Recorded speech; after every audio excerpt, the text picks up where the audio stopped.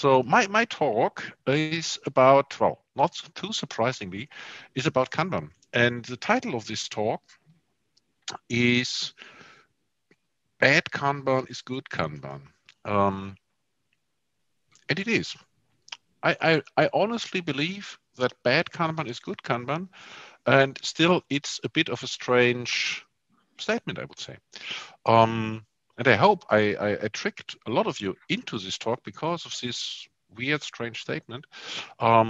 Let's see how we get on with that. It's a perfect situation that I follow up with Olga, because obviously what Olga just told us is very, very sophisticated, and I'm bringing us back to the ground.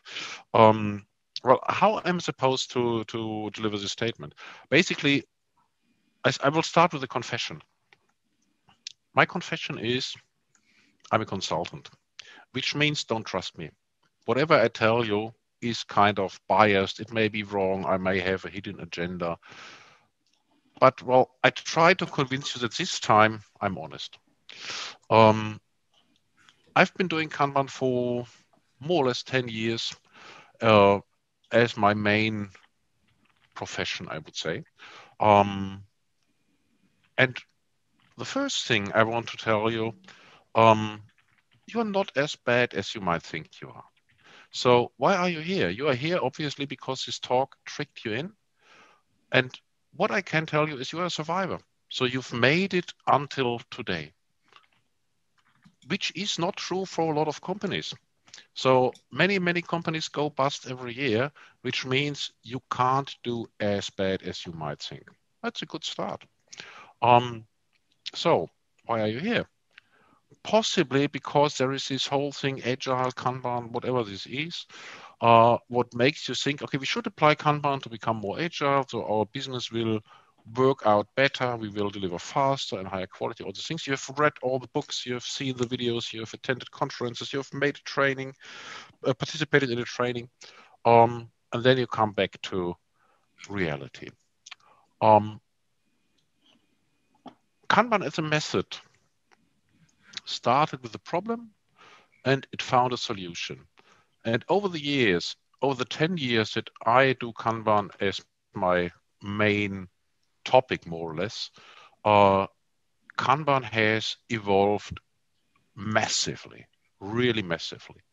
What we could say is, okay, the assumption is if you apply the right method, you will become agile, better, predictable, whatever. So methods make you agile. And Kanban makes you even more agile. So it's not that hard. How hard can it be? Just do it. Is that true? So just make it, just do it, just do it. The problem is Kanban has matured, but possibly your Kanban looks like that. So please raise your hand who has the feeling my Kanban looks like that picture in comparison to all these freaked out series. Okay, so I see a couple of hands at least. The others are even too embarrassed to show their hands. It's a typical behavior. What I see when I come to client sites is they start with something they call Kanban. And typically it's something like, oh, we do Scrum without the rules. We have stickies on a whiteboard and that's what we call Kanban. And, well, it's fine. Maybe it helps. It creates transparency. There is way, way more benefit in Kanban.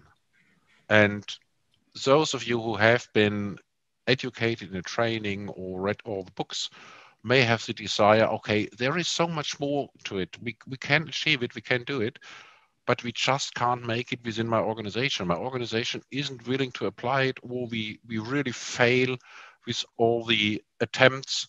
We don't even get W.I.P limits installed, stuff like that. So don't be afraid. Don't feel bad. That's great. That's really good because you've learned something. You've learned that things don't work as you think they should. And that's a good thing because it's the first step to enlightenment. This is the first step to start where you are, basically.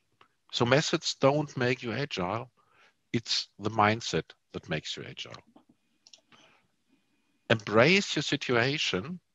The every first step towards getting better starts with accepting where you are, who you are, how your situation is.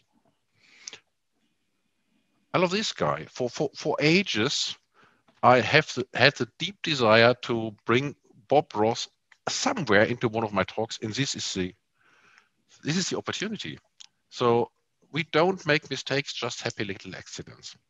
Um, if you are in a situation where you apply Kanban or any other given agile method and you fail and you're desperate about that and you recognize, well, I have no idea what went wrong. I have no idea how can I personally make it better. You get frustrated. Try to change your perspective. It's a funny, happy little accident. We've just learned something. You've just discovered something within your organization, which is the first step to become better. Start where you are. This is the first Kanban principle. And it can't be repeated often enough, because start where you are means accept where you are, respect where you are, understand where you are. And from there, you can evolve step by step, failure included. Kanban is just a perspective. It's not a descriptive method. It's not something to apply as a blueprint or something.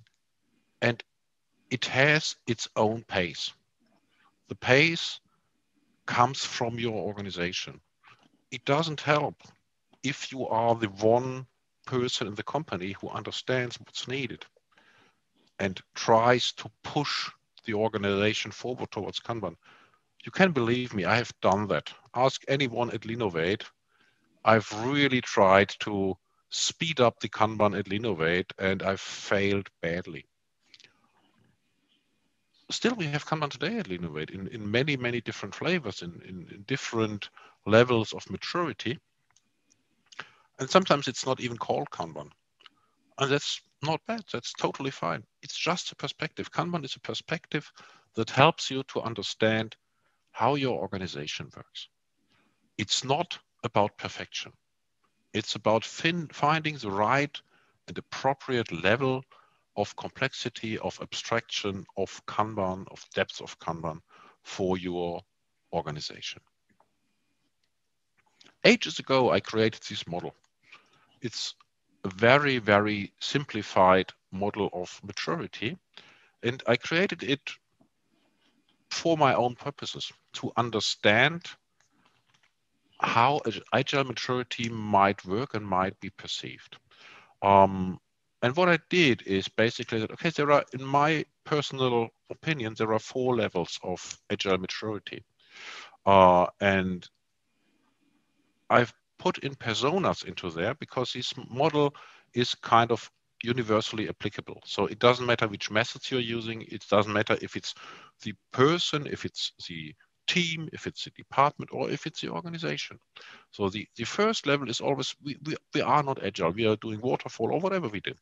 And that's totally fine. Nobody needs to be agile in my perspective. If it works, everything's fine. If it doesn't work, maybe something should be changed. And typically organizations or teams at some point say, okay, we want to become agile. So they apply an agile method, Scrum, Kanban, whatever it may be. And they follow the book, they apply certain rules, they apply agile mechanics. There's nothing wrong about that, not at all. It's really the rituals, you know, that help you to understand, help you to get better, help you get faster, things like that. The next level after the agile mechanics is the agile mindset. So this is the moment when you are, well, when you transcend from the mechanics layer towards the mindset layer, and methods are no longer that relevant. So you can use them as a tool and elegantly switch between them. You can tweak them, you can configure them, whatever it is. You don't need the books anymore.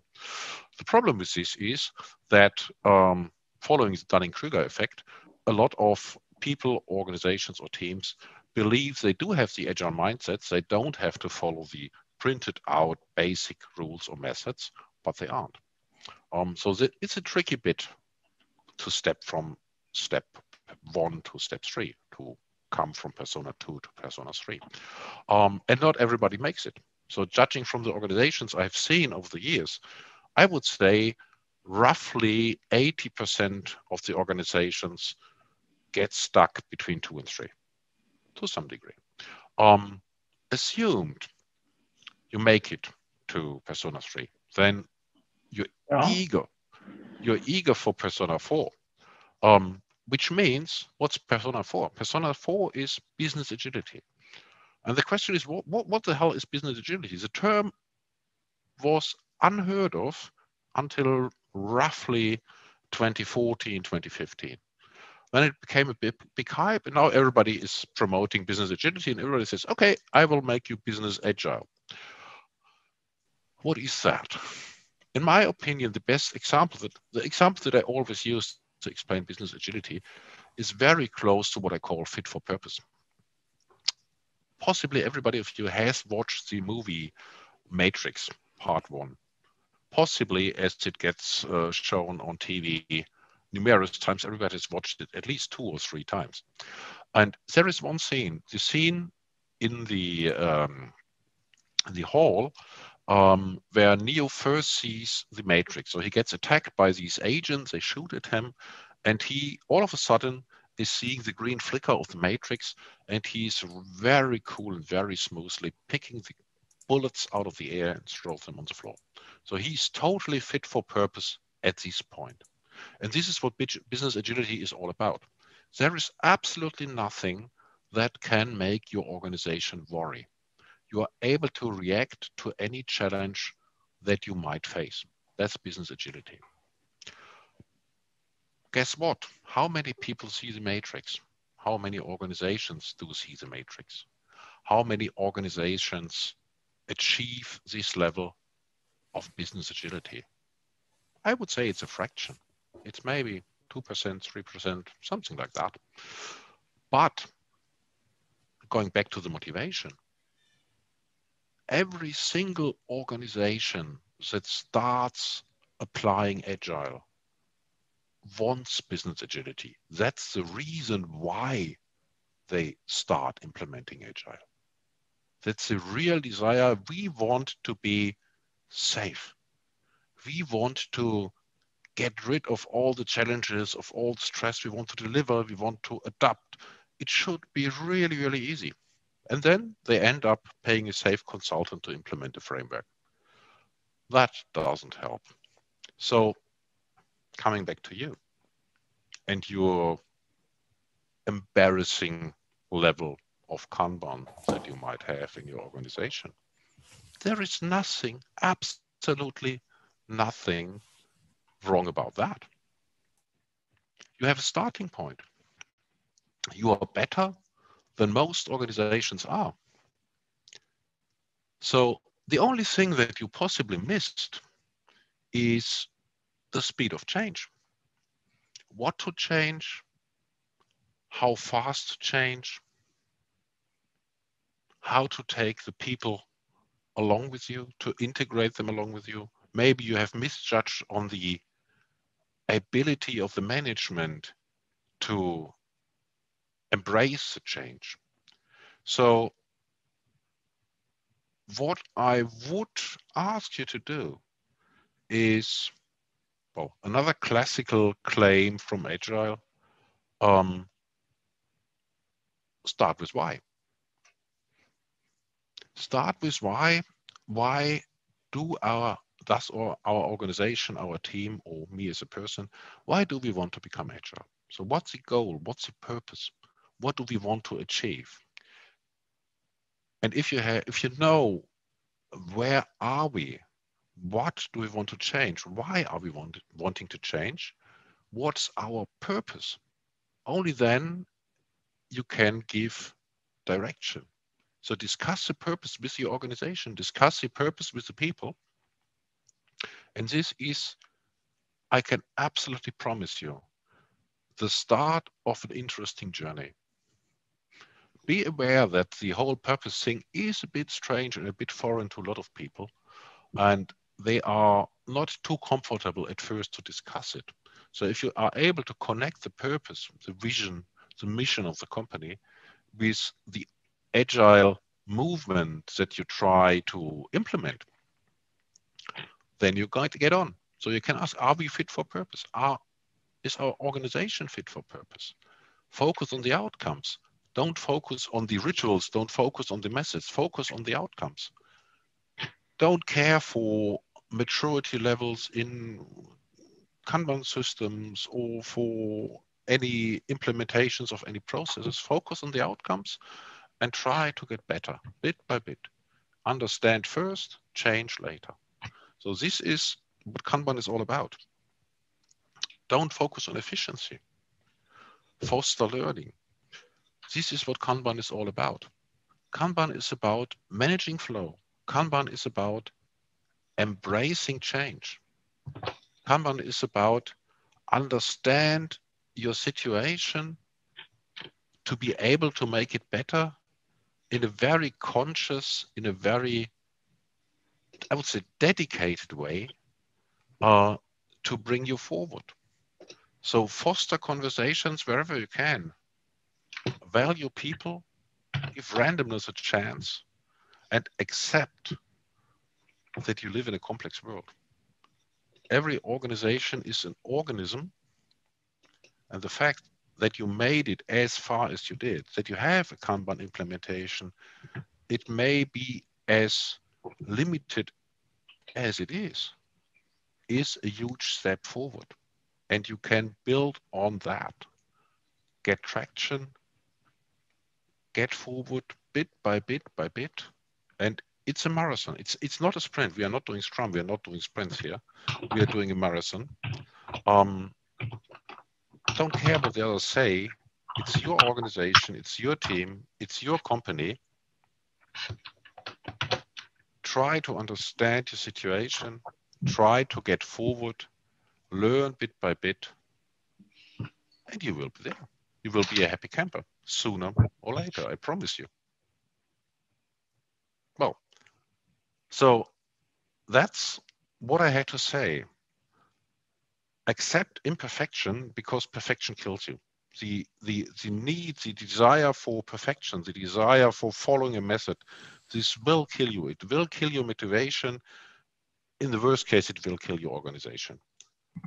So start where you are, have happy little accidents, change your perspective, and find all the fun in all the accidents that happen within your organization. A little warm shower for those of you who don't have a perfect Kanban system, as we have. Thanks a lot. Thank you very much, Markus. Are there questions, remarks? What do we have from the audience? Thank you, Fernando, for linking to the video of Bob Ross. Excellent. And also, I have to read that. There's a question regarding maturity as a person in agile transformation. There was a great session by Barbara Küchler last Thursday. Check out the recording. Problemalchemie, wie man aus störenden Teamherausforderungen wertvolle Entwicklungsimpulse macht. Did you watch that, Markus? Do you know her? No, but I will. Okay. Also, we have the comment, my board is beautiful. And I love this. I hope that everybody can say that. I have a comment or question on the purpose part. Please. Okay. For one of the years back, I heard that I needed to read the book called The Goal. Mm-hmm. And it turns out that was the message of the book, that when we are trying to implement a system and you're working in a company environment, you don't really have to, come up with the goal. The corporation has the goal of making a profit. And you have to identify it, of course, but you need to know that is generally the objective or of the organization. It's easily said than done, of course. So are you familiar with that reference? Absolutely. Absolutely. I find it, of course, was very hard to say, yeah, sure, a little team, define the purpose of the company is hard. So I agree to go step by step. Just to make that reference that the goals should be clear. Just how you phrase it, it is a challenge. Yeah, well, I think in many in many companies, what I see is there are marketing departments who create marketing messages, and there are beautiful visions, and there are company values and all these things. And often enough, the company values are on the ID card that you have to use when you enter the company. And I have made kind of an experiment that lasted over a couple of years, asking people when sitting with them at their desk or somewhere, do you know your company values? I know they're written on your company ID card, so you're in theory seeing them 3 times a day at least. And nobody ever knew the company values. Many people know the company vision if it's not too complicated, but few people can connect it to their daily work. So I think the group that creates the motivation for us are the people that are directly around us. So our peer group, our team that we are working in, it's not so much the huge environment, the company we are employed at. So if you manage to create within your team a safe environment, an environment that embraces change, an environment that accepts failure and learns from it, an environment that is honest, then you possibly are able to create a tiny little paradise of your own, with some limitations, obviously. But also the happiness that you will send out automatically from your faces will bit by bit change the rest of the organization. I've seen this countless times, and I can highly recommend that. Thank you. I was just wondering, who of you guys has read the other books that Goldratt wrote? So not just The Goal, but also the book It's Not Luck, for example, which in German is sometimes called The Goal Part 2. Because there, the goal is actually redefined by Goldratt himself to basically having 2 or 3 premises where he says, like, provide a great place to work for employees now and in the future, and provide money to keep the company running now and in the future. And so he is actually turning his kind of clear message from the first book towards very much going into the motivation of employees as well. And I think that's a super interesting book to read, just in case you think that the goal is also valuable. Is there a movie?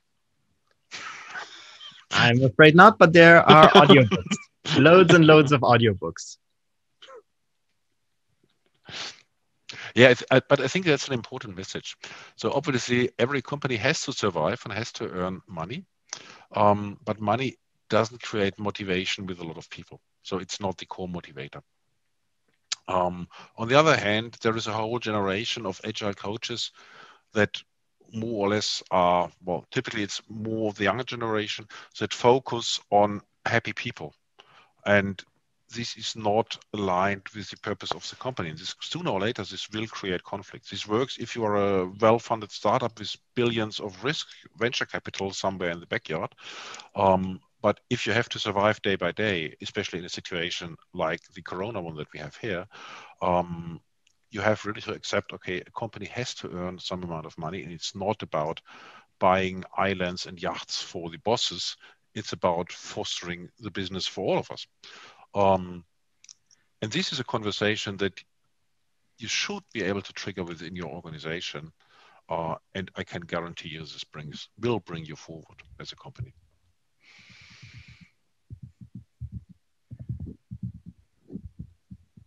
Okay, 1 minute left. 1 minute left. Any comments? You can throw tomatoes. You can't throw tomatoes. There are no tomatoes in Zoom, I think. Okay. So I say thank you very much for listening. An amazing amount of people, far more than I expected.